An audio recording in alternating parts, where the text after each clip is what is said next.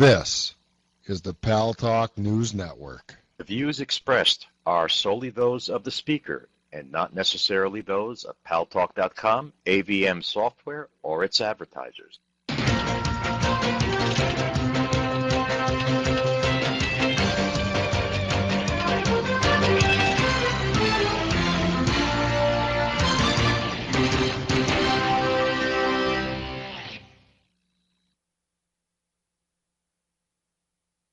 Well, it would help if I push the button properly. News Talk is online. News Talk Online is a production of Paltalk.com. Have pity on me. I'm under the weather today. Paltalk.com, the largest multimedia interactive program on the internet with more than 4 million unique users on demand on iTunes and on YouTube. And on my blog, GaryBaumgarten.com, where you're encouraged to post your comments, whether you agree with yours truly or not. No retribution, and thanks to our good friends at CRN Digital Talk Radio, we're syndicated to an additional 12 million households. I am your host, Gary Baumgarten, and I welcome you to the show. Once again, I'm going to encourage you to go to the Paltalk News Network.com daily, several times a day, because there's stuff on there that you may or may not hear about in the mainstream media. Several of the stories we're going to talk about in the first half of the show, including a Democratic congressman jumping ship, a senator calling the health reform abortion language deceptive, and the United States Senate going to vote on Christmas Eve on the health reform bill. What's that all about? Second half of the show, my good friend, Amy Alkon, A-L-K-O-N. There you go. She's written a book. It's called I See Rude People. She's on a one-woman crusade to rid the world of rude people. Crying babies, cell phone gabbers, and telemarketers are in her crosshairs, and she really does go after them. She'll be here on the second half of the show. You know, I've been talking about Michelle Granger going to be on the next Make It Pro TV show here on Paltalk.com at 8 o'clock New York time on January the 7th. If you leave a message on her wall at www.makeitpro.com/profiles/Michelle-Granger, and that's free, you will be in line to win a free Paltalk Premium upgrade or a limited edition Make It Pro TV shirt. And if you leave a question for her there, we'll pick the best ones and read them on the show. How cool is that? A lot of weird stuff going on in Washington. I guess weird and Washington are redundant. I apologize for repeating myself and saying the same thing twice in the same sentence as well. But it's very true. We've got a congressman, Parker Griffith. He's a Democrat.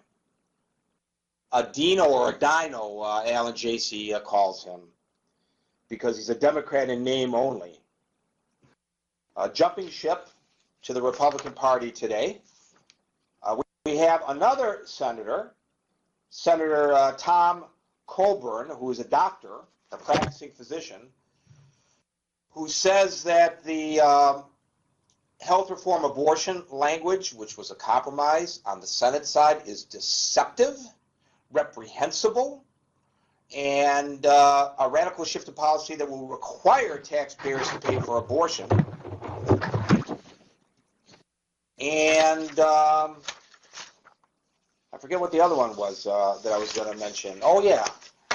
Harry Reid has called for a vote on Christmas Eve on health reform after the last session during a snowstorm on Sunday up on the Hill. The last time, I don't remember when it was, but only twice before in history has Congress been in session on Christmas Eve. I mean, it can't wait.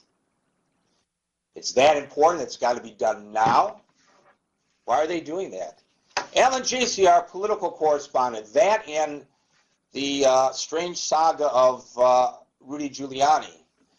Welcome to News Talk Online on the Paltalk News Network. Yeah, hi Gary, how you doing? Just one thing. Looks like actually they're now trying to move that vote up. Harry Reid is now trying to schedule it for 8 a.m. on Thursday. So I guess they can all get at it. Christmas Eve. Well, yeah, but I think when people think of Christmas Eve, they think of putting the cookies and milk out for Santa to come and, and all that good stuff, lighting a fire and all that. But still, they are working Christmas, and well, at least it's nice to see them working. Let's see if we can get our money out of them. Yeah. Well, a couple of news stories today. One, Rudy Giuliani, America's mayor, has decided that he will not pursue either the governorship of New York State or go after Kristen Gillibrand's seat, which she took over from Hillary Clinton in the Senate. So looks like Rudy's putting his business, which is security management, ahead of politics. And I guess this, for now, may be the end of Rudy's political career. We'll see. We'll follow him in the years ahead to see if he decides if he wants to put business before pleasure, and the pleasure being politics.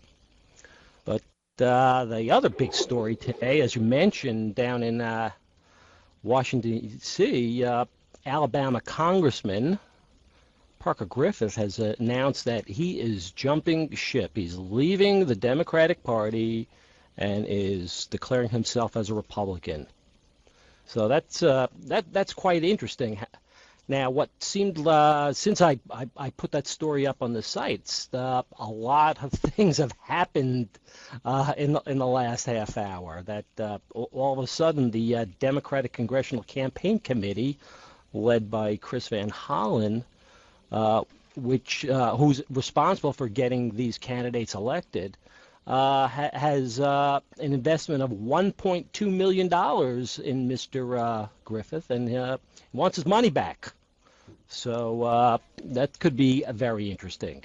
Now, also what looked like a very good move earlier today for Mr. Griffith, the ultra-conservative Club for Growth, which basically chased Arlen Specter out of the Republican Party and into the arms of the Democrats, are now saying he is a rhino. And no longer, he goes from dino to rhino in a very few hours. Also, they're saying a Democrat in name only to a Republican in name only. Yes, because his support for cash for clunkers, he voted for the omnibus bill, and he also voted for Nancy Pelosi for the House speakership, even though he has since said that he would not vote for her again. So right away, all of a sudden, he's now in the crosshairs of both parties. So if I were the Republican Party, I would be embracing every single Democrat that defected and not make it difficult for them to get into the club. Because the other Democrats who are wavering, the other blue dog Democrats, are going to see that this guy switched parties, and some idiot in the Republican Party said, you're not really a Republican, you're a Republican in name